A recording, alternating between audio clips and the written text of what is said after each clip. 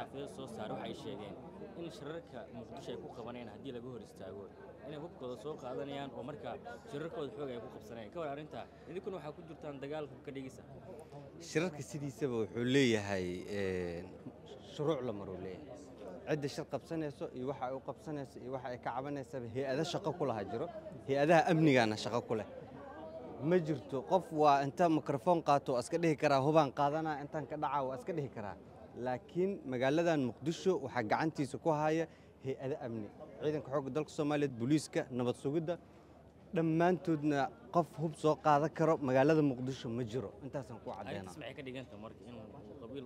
ku hanjabo hubaan qaadana qof walba hanjabi kare laakiin ficil ay u baahan tahay qabiil hub qaadan kara ma jiro intaasan kugu soo gabagabeynaa mudane xildhibaan isbiga aan ka tirsan tahay JSB doodaha ka dhex taagan Mugabe ay soo xushaan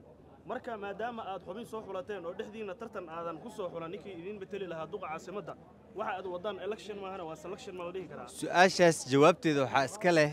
nimanka maaragtay ka tirsan xisbiga oo gudoomiyaasha xogayaasha